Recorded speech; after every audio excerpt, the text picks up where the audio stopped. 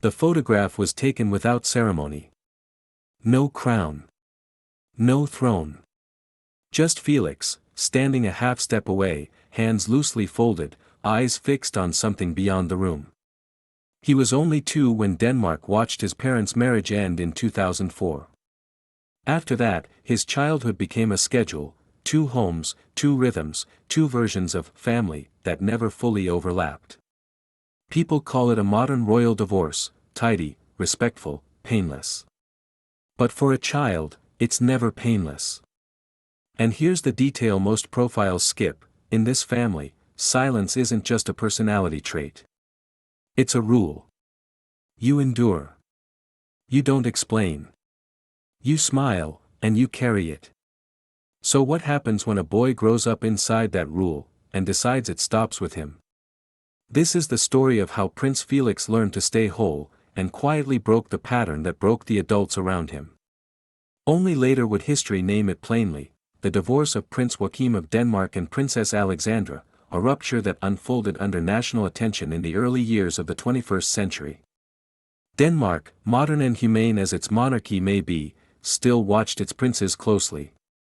And Felix, born in 2002 into a house already negotiating relevance, tradition, and emotional strain, became a child of transition, between old royal certainty and a new, uncertain era.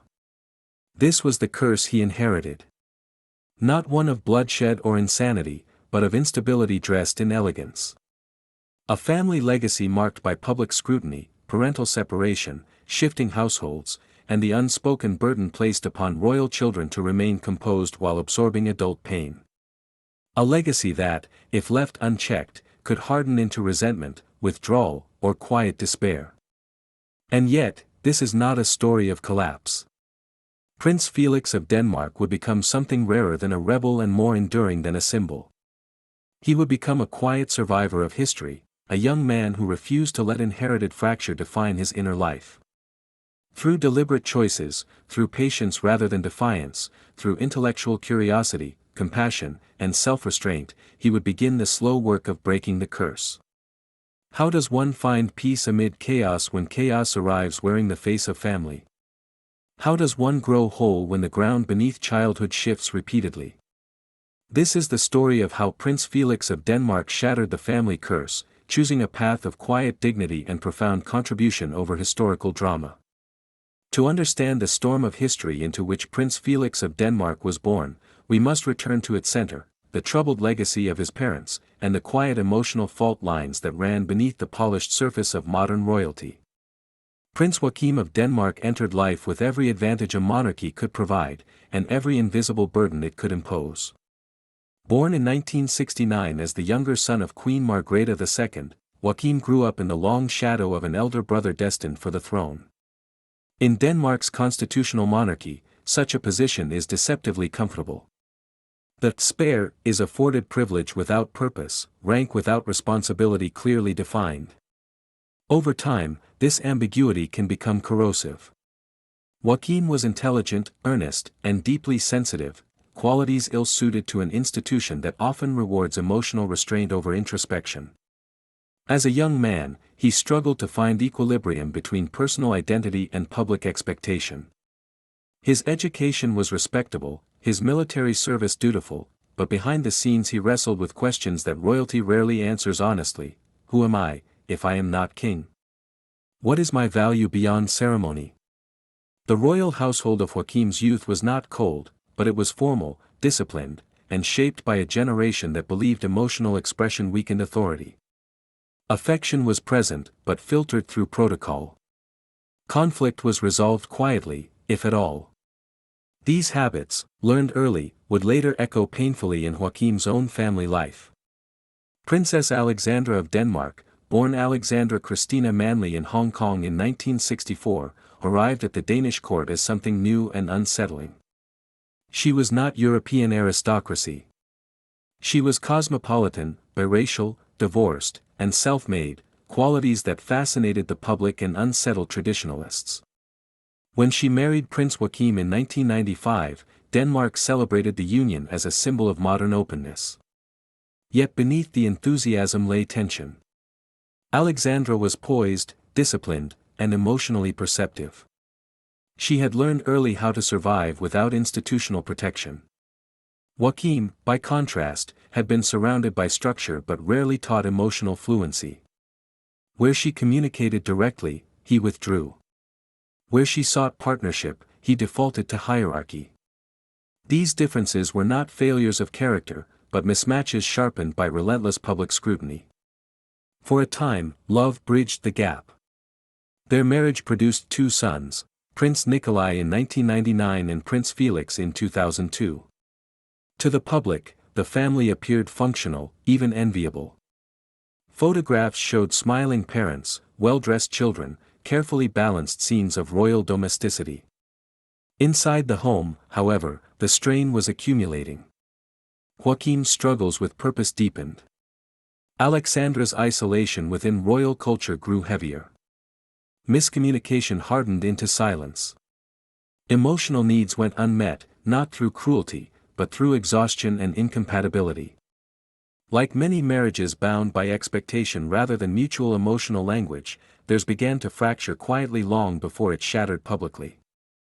In 2004, when Prince Felix was barely 2 years old, the marriage collapsed. The divorce was announced with calm wording and dignified restraint. Yet for those inside the family, especially the children, it marked the beginning of a divided existence. This was the true origin of the curse Felix inherited. Not scandal, not disgrace, but something more insidious, the normalization of emotional separation. Two homes. Two rhythms. Two versions of family identity. The unspoken rule that pain must be absorbed privately so that the institution remains unblemished. Prince Joachim's subsequent life reflected this unresolved inheritance. Later relationships would also struggle under similar pressures. His sense of displacement, his oscillation between duty and retreat, mirrored the uncertainty of his role within the monarchy itself. Alexandra, though resilient, would also carry wounds, the burden of having entered a royal world that celebrated her difference publicly while leaving her unsupported privately. For Felix, this legacy was not abstract history. It was the air of his childhood. The careful choreography of shared holidays. The polite transitions between parents. The awareness, learned too early, that adults could love deeply and still fail one another. This is how the curse passes down generations, not through dramatic ruin, but through quiet emotional inheritance. And yet, even here, the seeds of breaking the curse were being planted. Felix watched. He listened. He learned the cost of silence and the danger of unexamined pain. While history prepared to repeat itself, the child absorbed its lessons with unusual clarity. How does a young mind survive such divided ground without hardening? How does one grow toward peace amid chaos without denying the chaos exists? The answer would not come quickly. But it would come through deliberate choices, quiet resilience, and a refusal to let inherited fracture dictate his inner life. To fully understand the emotional inheritance Prince Felix received, one must look beyond the immediate rupture of his parents' marriage and examine the broader architecture of the Danish royal lineage itself, a system outwardly humane, progressive, and stable, yet inwardly shaped by restraint, silence, and generational emotional discipline. The House of Glucksburg, to which Felix belongs, is often praised as one of Europe's most grounded monarchies. Denmark's royals bicycle through Copenhagen, speak plainly, and cultivate an image of accessibility. But this modern exterior conceals an older truth: monarchy, even in its most enlightened form, remains an institution built on endurance rather than emotional repair. Queen Margrethe II, Felix's grandmother, ascended the throne in 1972 as a symbol of continuity and intellect. She was highly educated, artistically gifted, and deeply committed to duty. Her reign emphasized stability above all else. Public vulnerability was neither encouraged nor modeled. Private suffering was acknowledged only insofar as it did not disrupt the institution's calm surface. Felix's grandfather, Prince Henrik, embodied another layer of inherited tension. A French aristocrat by birth, he never fully reconciled with his role as royal consort. His resentment at remaining second, never crowned king, became one of the monarchy's most open secrets.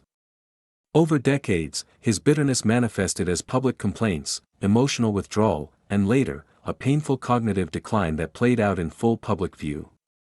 This dynamic mattered deeply. Prince Joachim grew up watching a marriage strained by imbalance, unspoken resentment, and unresolved identity wounds. He witnessed how a brilliant, proud man could feel erased by protocol, and how a strong institution could quietly fail to address emotional suffering until it hardened into something irreversible. Joachim internalized these lessons unconsciously: suppress conflict, endure dissatisfaction, protect appearances. These patterns did not originate with Joachim, nor would they end with him. This is how dynastic dysfunction operates, not through overt cruelty, but through repetition. Emotional needs deferred in one generation resurface as fractures in the next. For Felix, this meant inheriting not only his parents' divorce, but a centuries-old script that discouraged emotional transparency while demanding personal sacrifice. He was born into a family that valued composure over confession, stability over healing.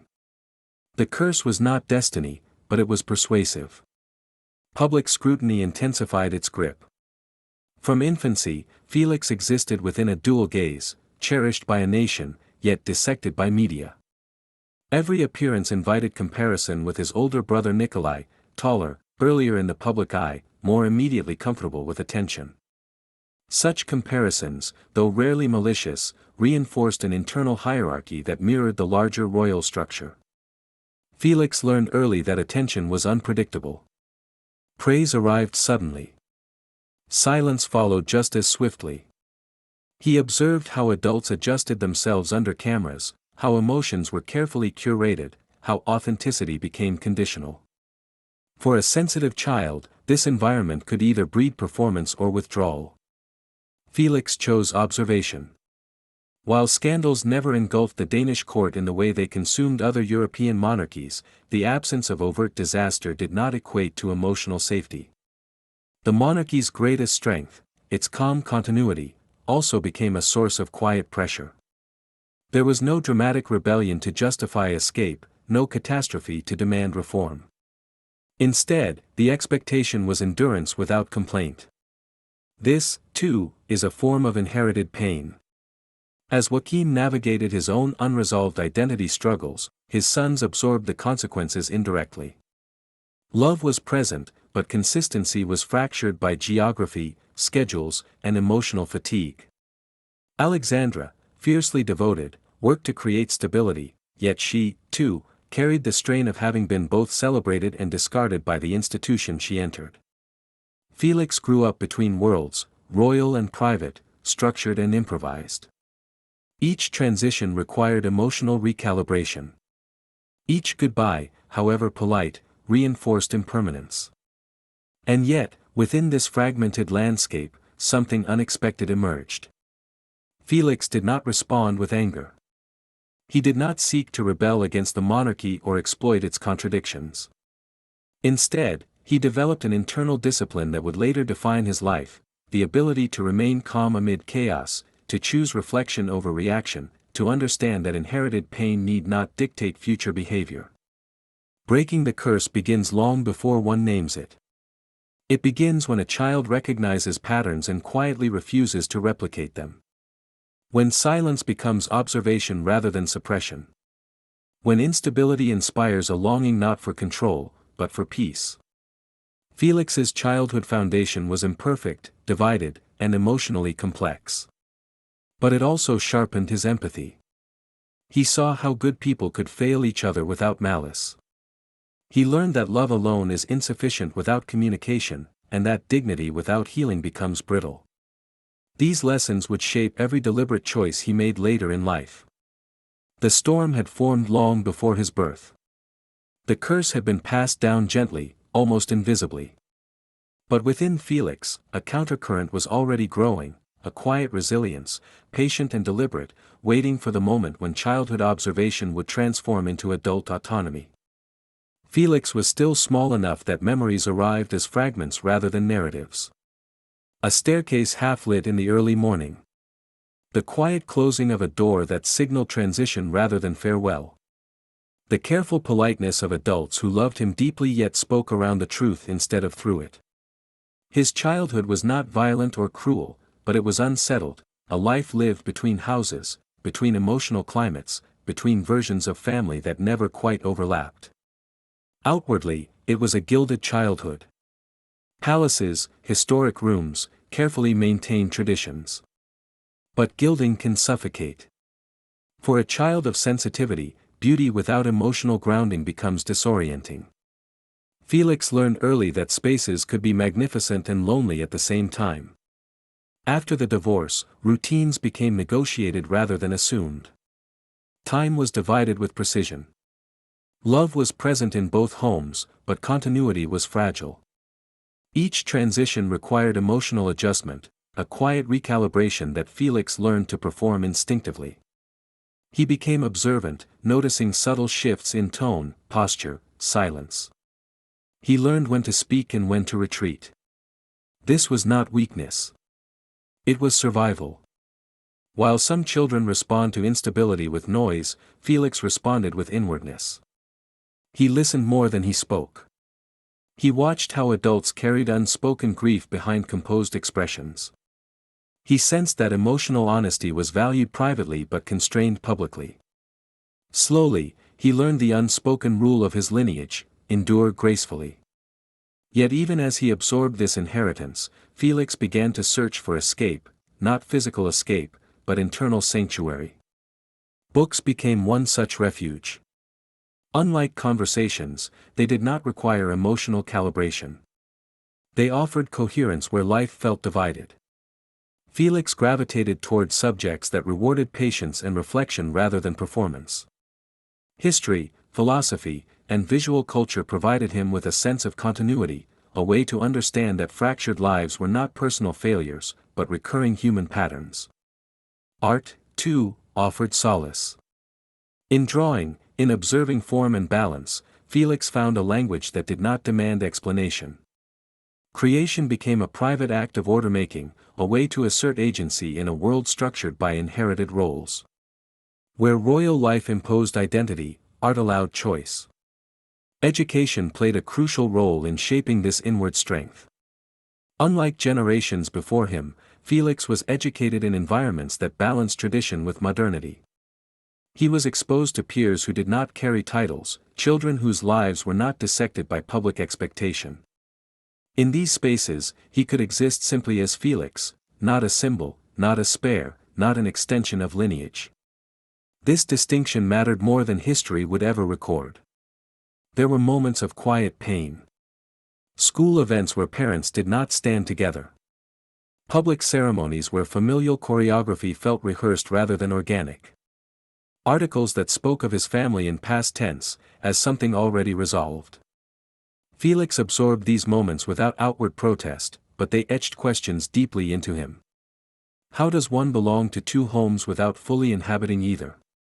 How does one trust permanence when even love reorganizes itself?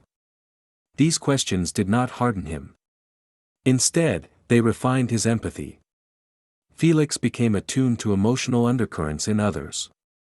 He noticed when people masked discomfort with politeness, when laughter arrived too quickly, when silence held meaning. This sensitivity, born of necessity, would later become one of his greatest strengths. Importantly, Felix did not romanticize suffering. He did not cling to the identity of a wounded child. Even in youth, he understood instinctively that pain, if left unexamined, repeats itself. Somewhere between observation and reflection, he made his first deliberate choice, though he would not have named it as such at the time. He chose not to become bitter. This choice marked the earliest stage of breaking the curse. Rather than rejecting his family or idealizing it, Felix held both truths simultaneously. He loved his parents without denying their failures. He accepted instability without allowing it to define his future. In this balance, a quiet resilience took root. Felix was coming of age not through rebellion, but through discernment. He was learning that peace amid chaos is not inherited, it is built, patiently, through attention and restraint.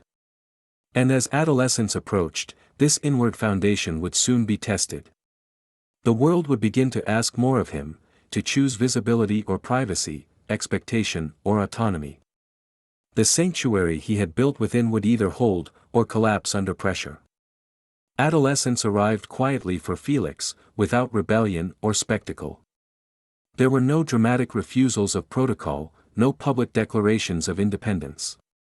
Instead, there was a gradual inward shift, the moment when observation turned into intention, when survival evolved into self-definition. As he grew older, comparison intensified. His elder brother, Prince Nikolai, stepped more confidently into public view, tall and striking, eventually entering the world of fashion modeling. Media attention followed naturally, eagerly, and with it came an unspoken question that hovered around Felix like a shadow: who will you be? In royal families, this question is rarely innocent. It is layered with expectation, hierarchy, and historical repetition. Despair watches the air. The younger sibling learns early how quickly identity can be assigned rather than discovered. Felix recognized this dynamic instinctively. He had seen it before, in his father's life, in his grandfather's resentment, in the quiet erosion of selfhood that follows when one's role is defined externally. This recognition became pivotal. Felix did not compete. He did not seek distinction through spectacle. Instead, he began to withdraw further into intentional privacy. This was not avoidance, but discernment. He understood that visibility carries cost, and that peace amid chaos requires deliberate boundaries. School became more than routine. It became a laboratory for autonomy. Felix gravitated toward environments that emphasized responsibility rather than privilege. He accepted structure not as imposed discipline, but as self-chosen stability. While royal history often glorifies youthful excess followed by later reform, Felix reversed the pattern. He cultivated restraint early. Friendships, too, reflected this quiet maturity. Felix preferred depth over breadth, choosing companions who valued sincerity rather than status. Among peers who knew his title but did not defer to it, he learned the rare freedom of being ordinary. Laughter arrived without cameras. Conflicts resolved without statements. These experiences, small as they seemed, were radical within a lineage shaped by formality. There were moments of strain. Adolescence sharpened awareness of what had been lost, the unbroken family narrative, the illusion of permanence. Certain public events reopened old fractures: anniversaries of the divorce, articles revisiting his parents' separation, renewed scrutiny whenever royal reform was debated. Each reminder carried the risk of reawakening inherited pain. But Felix had learned something essential: pain does not demand replication. Instead of withdrawing into isolation or numbing himself with distraction, he turned again to sanctuary. Intellectual curiosity deepened. He explored fields that rewarded patience and ethics, governance, culture, international relations. These were not arbitrary interests. They reflected a desire to understand systems, to locate himself within structures without being consumed by them. This was how breaking the curse progressed, not through dramatic rupture, but through consistent, deliberate choices. Felix also learned the value of silence used intentionally rather than defensively. Where earlier generations had suppressed emotion to preserve appearance, Felix used quiet to preserve clarity. He spoke when it mattered. He listened more than he answered. He resisted the impulse to explain himself to an audience that rarely listens deeply. In doing so, he reclaimed something monarchy often erodes: interior freedom. Perhaps most importantly, Felix began to forgive early. Not publicly, not ceremonially, but privately and repeatedly. He forgave his parents for their limitations without absolving the harm. He forgave the institution for its rigidity without romanticizing it. This capacity for love and forgiveness, grounded rather than idealized, became the emotional cornerstone of his adulthood. How does one find light in a lineage of shadows? By refusing to carry every shadow forward. By the time Felix stood on the threshold of adulthood, the storm that shaped him had not disappeared. His family remained complex. His role remained undefined. The public gaze had not softened. But something within him was now unshakable. He had learned that peace is not granted by history. It is chosen. Having survived the shadows of childhood, Prince Felix stood at a historical crossroads, deliberate, quiet choices that would build a new legacy, one not defined by fracture, but by coherence, not by reaction, but by intention. The curse had not been erased. But it had been interrupted. Adulthood did not arrive for Felix as a declaration. It emerged as a steady alignment between inner values and outward choices. Where earlier generations of his family had stumbled into adulthood through crisis or spectacle, Felix entered it through preparation. The difference was subtle, but historically significant. As royal roles shifted in the Danish monarchy, Felix faced a reality that could have unsettled a less grounded spirit. Titles were re-evaluated. Expectations narrowed. The once assumed certainty of a lifelong royal function gave way to ambiguity. For many, this would have felt like loss. For Felix, it felt like permission. He did not interpret reduced public role as rejection.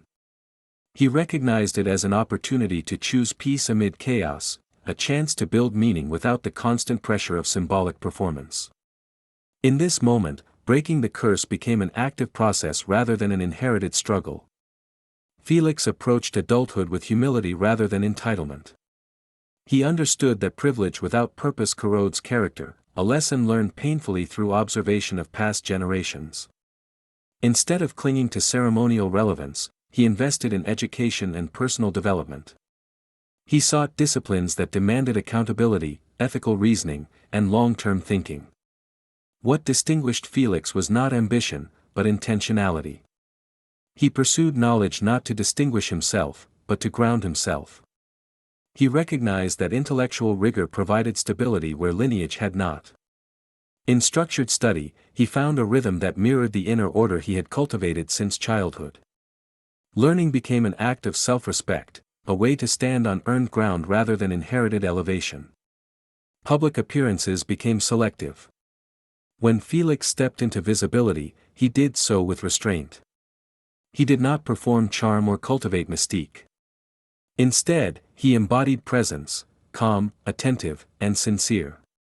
Observers often noted his composure, his lack of theatricality. In an age hungry for drama, his steadiness felt almost radical. This, too, was breaking the curse.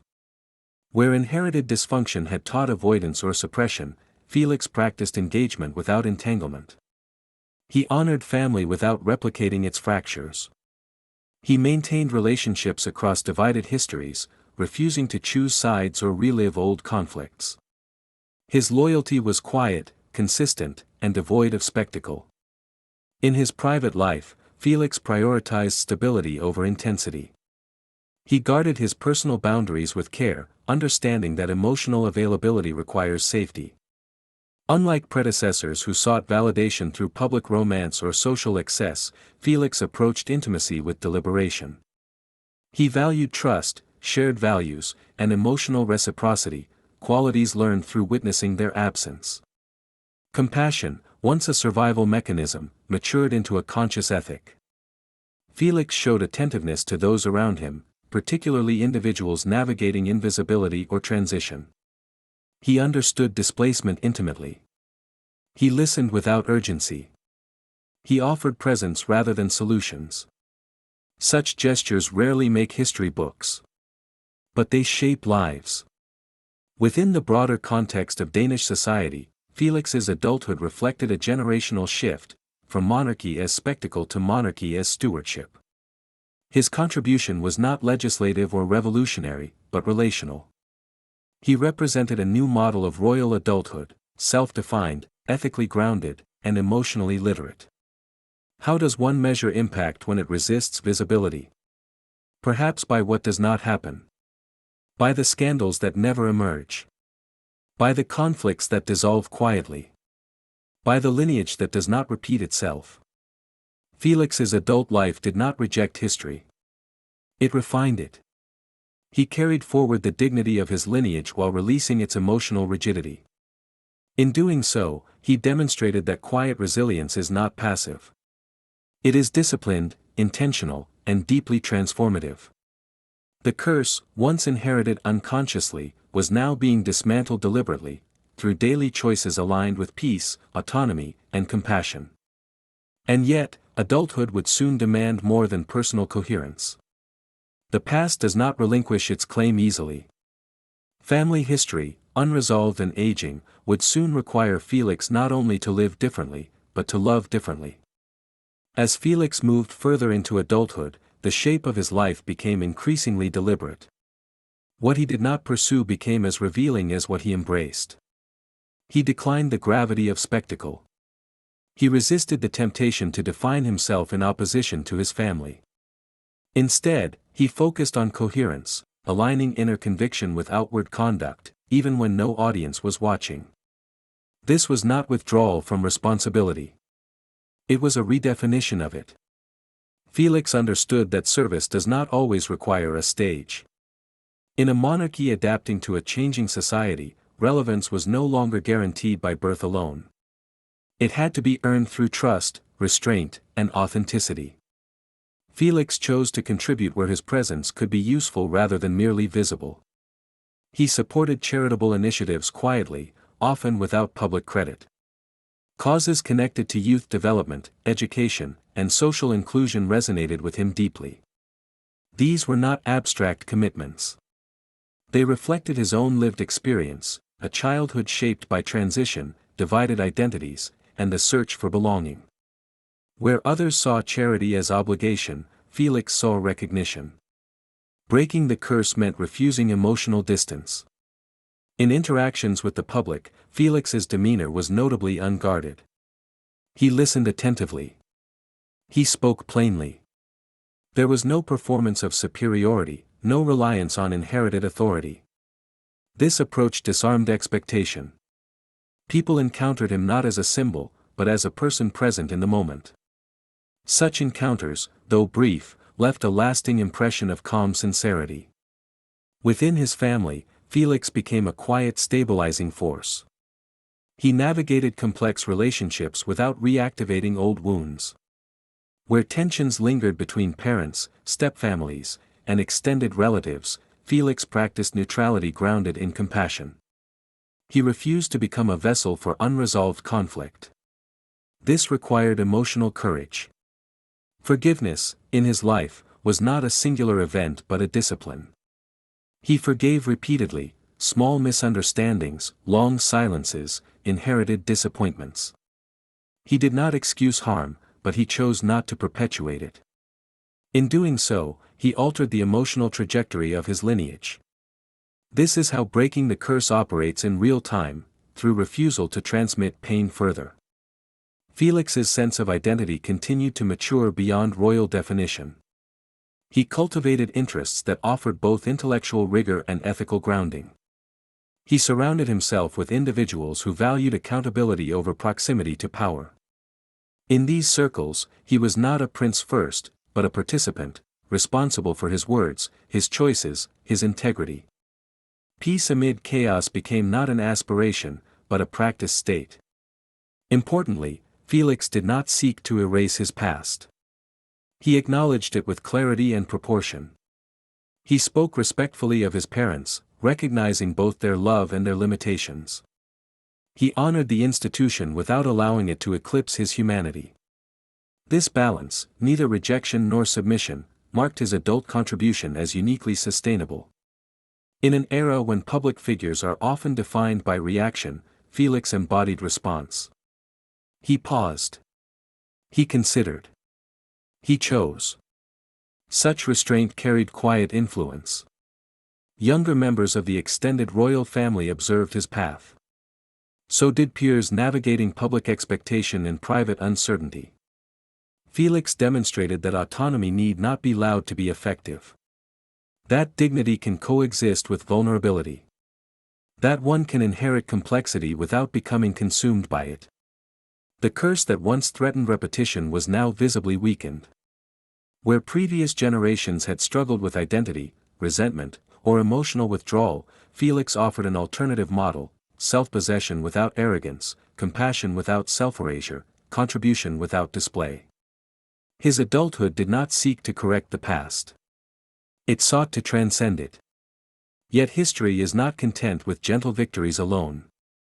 The ultimate test of breaking the curse would not come through personal success, but through confrontation with decline, the moment when inherited pain returns, demanding response rather than reflection. That moment was approaching. Every inherited legacy eventually demands a reckoning. Not in youth, when distance and possibility soften its weight, but later, when time strips away illusion and leaves only the human cost of what was never healed. For Prince Felix of Denmark, that reckoning arrived not as scandal or catastrophe, but as quiet decline. The adults who had shaped his early world began, one by one, to reveal their vulnerability. Prince Joachim, once defined by uncertainty and emotional withdrawal, faced the slow confrontation of middle age with unresolved questions still lingering. His search for purpose had carried him across continents and roles, yet beneath the changes remained the same unanswered tension: how to reconcile duty, identity, and emotional presence. Joachim was not a failed father. He was a loving one. But love, Felix had learned, is not immunity from harm. Felix watched his father age into reflection. There were moments when the weight of past choices became visible, in silences that lasted too long, in conversations that circled but never quite reached confession. Joachim's struggles were not dramatic enough to invite public sympathy, yet profound enough to leave emotional residue. For many children, such moments reopen old wounds. For Felix, they became an invitation to choose differently. Breaking the curse required presence rather than judgment. Felix did not confront his father with accusation. He did not demand apology as proof of love. Instead, he practiced something rarer: compassionate clarity. He remained engaged without becoming absorbed. He listened without surrendering his own boundaries. In doing so, he reversed a generational pattern: the tendency to retreat when emotional complexity arises. This role reversal marked a critical moment in Felix's life. The child who had once adapted silently to adult instability now became the emotional anchor. Not through authority, but through steadiness. He offered his father something Joachim had rarely experienced within the royal structure: emotional safety without hierarchy. Such moments do not announce themselves. They unfold in small gestures: a visit made without obligation, a conversation allowed to remain unfinished, a silence shared without tension. Yet their impact is profound. They communicate a truth history often forgets: healing does not require perfection, only willingness. Felix extended this compassion across the full architecture of his family. His mother, Princess Alexandra, carried her own private reckoning, the legacy of having entered a royal institution with optimism, only to leave it marked by exhaustion and disillusionment. Time softened public narratives but not personal memory. Felix understood this duality. He honored her resilience without romanticizing the cost. He acknowledged her pain without defining her by it. In his presence, she did not need to defend the past. Within the broader family, aging brought fragility. The Danish royal house, long associated with composure, now revealed the universal human truth it had always contained: decline equalizes. Titles cannot shield against regret. Protocol cannot replace emotional reckoning. Felix responded not with distance, but with attentiveness. He became the family member who remembered birthdays without announcement, who checked in without being asked, who treated emotional availability as responsibility rather than burden. This was not self-sacrifice. It was self-definition. Felix chose to be the person he had once needed. How does one confront a legacy of silence? By speaking gently when silence becomes harmful. How does one confront inherited pain? By refusing to pass it forward. The emotional climax of this period did not arrive with death, but with recognition. Felix saw clearly that the adults of his childhood had not intended to wound him. They had simply lacked the tools to heal themselves. This understanding freed him from resentment without demanding denial. Forgiveness, in this context, became an act of liberation. By extending compassion without surrendering selfhood, Felix completed a transformation decades in the making. The curse, emotional fragmentation disguised as dignity, lost its final hold. Where once silence had been imposed, now it was chosen. Where once distance had protected, now presence healed. Felix did not repair history. No one can. But he reoriented its trajectory. And in doing so, he revealed the deepest truth of breaking the curse: it is not about correcting others, but about becoming someone through whom the pattern can finally end. As the years unfolded, the reckoning Felix faced deepened from private reflection into lived responsibility. Time, relentless and impartial, pressed gently but firmly upon every unresolved corner of his family history. What had once been background tension now required attention. What had once been deferred now demanded presence. The illness and eventual decline of Prince Henrik, Felix's grandfather, lingered in the collective memory of the family like an unfinished sentence. Henrik's public struggle with identity, dignity, and later cognitive deterioration had exposed the monarchy's limits with painful clarity. For Felix, this history was not distant. It was a cautionary map, a reminder of what happens when emotional grievances remain unacknowledged for too long. Felix absorbed this lesson quietly. He recognized that legacy is not inherited solely through blood, but through the emotional habits a family normalizes. Withdrawal. Resentment. Silence. Each had exacted a cost. Each had been modeled, unintentionally, as survival. Felix chose another way. When moments arose that might once have triggered retreat, a difficult conversation, a family disagreement, an unspoken tension, Felix stayed present. He did not dramatize. He did not moralize. He allowed complexity to exist without rushing to resolve it artificially. This patience, learned over a lifetime, became his most radical contribution. Breaking the curse, he understood now, was not a single triumph. It was a sustained posture. In moments of loss, Felix offered steadiness. In moments of regret, he offered listening. He did not assume the role of savior, nor did he burden himself with responsibility for others' healing. Instead, he embodied something far more transformative: emotional reliability. Those around him learned, often unconsciously, that vulnerability could meet calm rather than collapse. This shift altered the emotional climate of the family itself. Where conversations had once avoided depth, they began, slowly, to tolerate it. Where relationships had been maintained through obligation, they found space for sincerity. Felix did not force these changes. He modeled them. And modeling, in families shaped by restraint, carries extraordinary power. The culmination of this journey arrived not in a public milestone, but in an internal realization. Felix no longer felt defined by his childhood divisions. He no longer measured himself against an idealized family past or a feared repetition of history. He had become, fully and without apology, his own origin point. In choosing compassion without self-erasure, he completed the work his lineage had never been equipped to do. The curse, the quiet inheritance of emotional fragmentation, lost its final advocate. Not through confrontation, but through consistency. Not through exposure, but through love and forgiveness practiced daily. This was Felix's final challenge, and his quiet victory.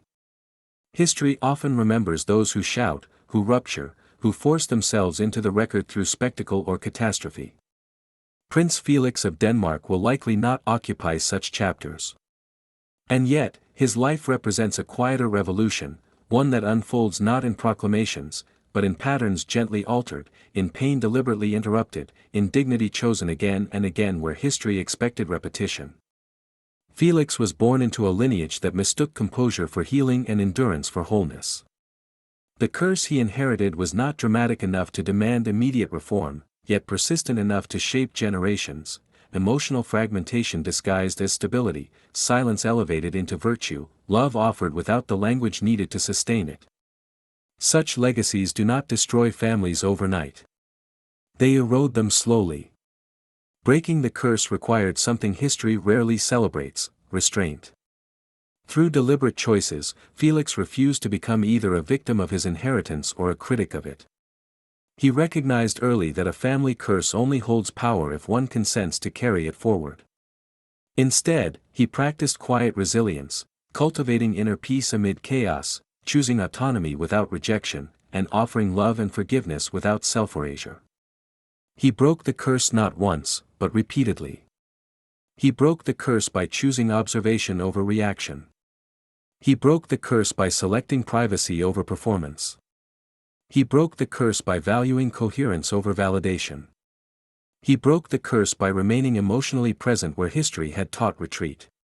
He broke the curse by forgiving without forgetting, loving without enabling, honoring without surrendering.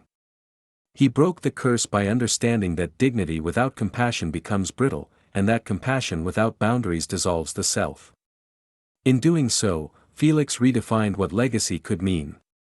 He demonstrated that historical significance is not reserved for those who reshape institutions, but also for those who reshape emotional inheritance. His life offers a counternarrative to dynastic inevitability, proof that one person, through patience and ethical clarity, can redirect generational currents. Felix's impact may never be measured in laws passed or wars avoided. It will be measured in what did not happen. In the scandals that never emerged. In the resentments that were not transmitted. In the children who grew up witnessing emotional presence rather than emotional absence. In the quiet confidence that replaced inherited uncertainty. He stands, therefore, not as a footnote to monarchy, but as a human testament within it. How does one find light in a lineage of shadows? By refusing to add new darkness. How does one find peace amid chaos? By recognizing that peace is not passive, but chosen. How does one break a family curse?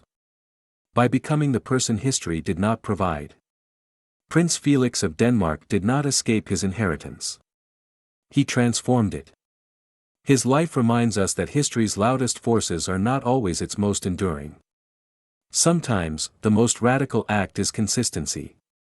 Sometimes, the most powerful rebellion is gentleness. Sometimes, the greatest contribution one can make is to love better than one was loved.